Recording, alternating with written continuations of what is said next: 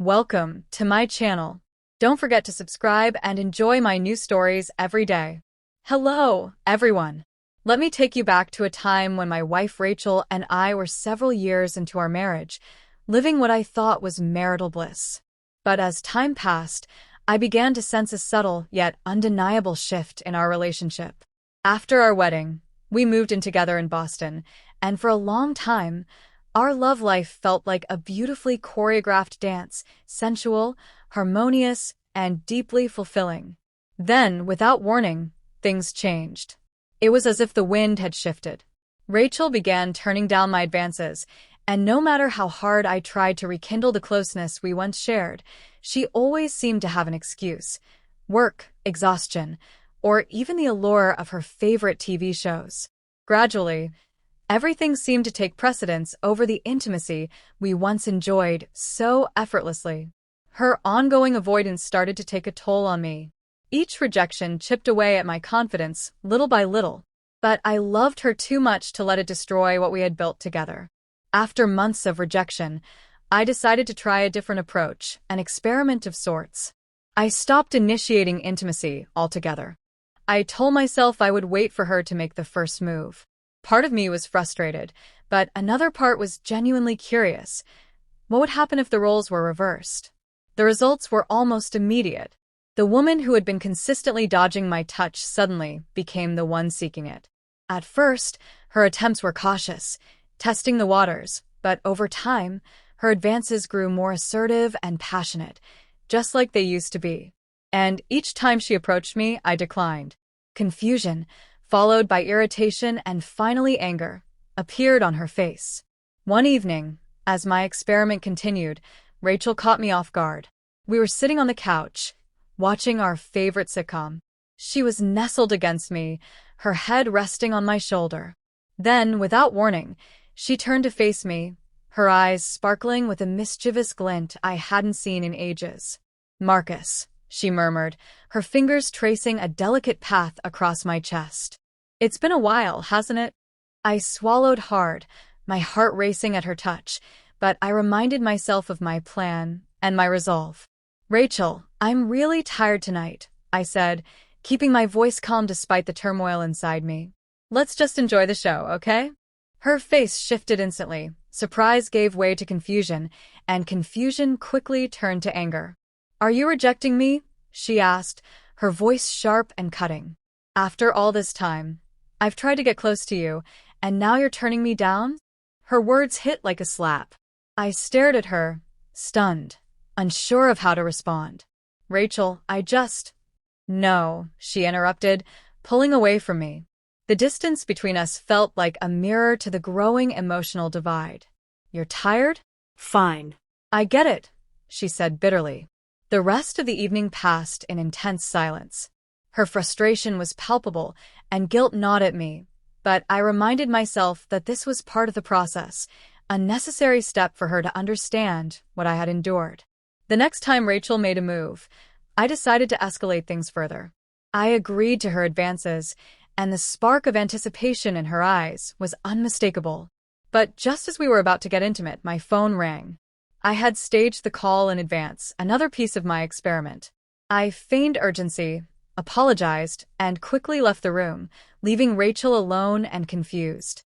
Later that night, I returned home to find her waiting for me, emotions simmering just below the surface. "I can't believe you did that, Marcus," she said, her voice trembling with hurt. "You avoided intimacy on purpose." It felt awful. This was the moment I had been waiting for. I seized the opportunity to explain. "And now you know how I felt, Rachel," I said, cutting her off. "All those months when I tried to get close, and you pushed me away. Do you have any idea how much it hurt?" Her eyes widened, the realization dawning on her. The shock and guilt on her face told me that my message had finally gotten through. I had never spoken about the hurt I'd been carrying, thinking it was something I couldn't voice or silently endure. But in that moment, she finally understood the weight of her actions. "If you keep avoiding our intimacy," I continued, my voice steady, "I won't hesitate to do this again." The words hung in the air, heavy with meaning. I watched as she wrestled with the sudden realization of how deeply she had hurt me. Her gaze shifted to my phone, which was now lying innocently on the coffee table. Without hesitation, she grabbed it, her expression unreadable but charged with emotion. "This," she hissed, her words sharp and biting, "this is what ruined our moment."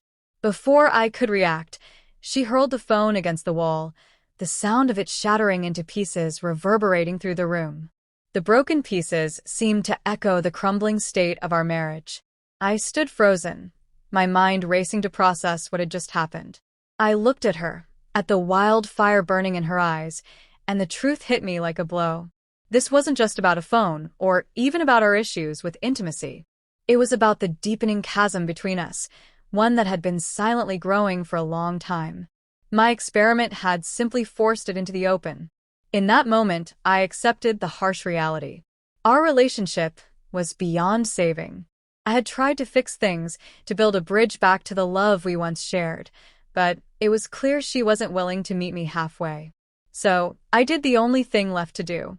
"Rachel," I said, my voice calm despite the chaos inside me, "I think it's time we end this. I'll be contacting my lawyer." The shock on her face told me she hadn't expected this. But deep down, I knew it was the right choice. As I walked away that evening, the reality of my words sank in.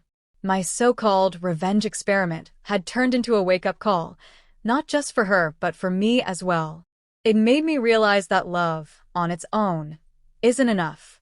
A relationship also needs respect, communication, and understanding, elements that had been sorely lacking in ours. In the days that followed, I braced myself for the legal and emotional turmoil ahead. I contacted a top-tier divorce lawyer and filed for divorce, preparing for a drawn-out, messy battle. I feared the worst. After all, divorces are notoriously emotionally and financially draining. But to my surprise, the process went far more smoothly than I'd anticipated. My lawyer was excellent, helping me build a solid case. Even Rachel's outburst, the destruction of my phone, was used as evidence of emotional distress, tipping the scales in my favor. The court ultimately ruled in my favor, granting me full ownership of our house and car, and not requiring me to pay any alimony. To say I was relieved would be an understatement.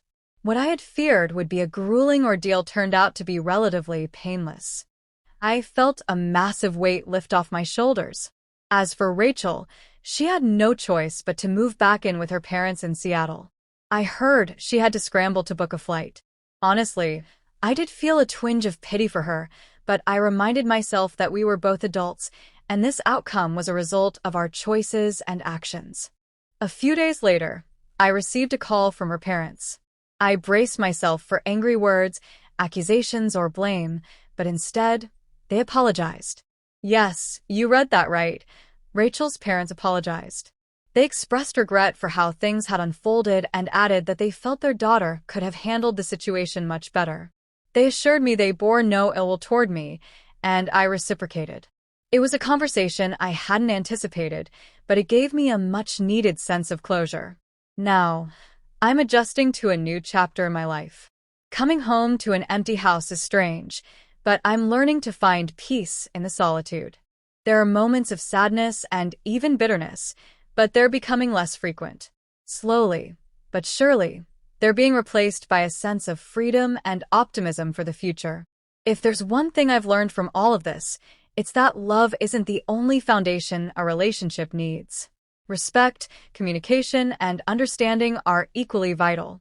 Without them, even the strongest love will crumble. So, that's my story. I hope it helps anyone who might be facing similar struggles. If there's one piece of advice I can offer, it's this. Don't be afraid to stand up for yourself and demand what you deserve in a relationship. And don't hesitate to walk away if things aren't working. At the end of the day, your happiness and mental health matter the most. Thank you for watching and listening to my story. Don't forget to subscribe for more videos like this.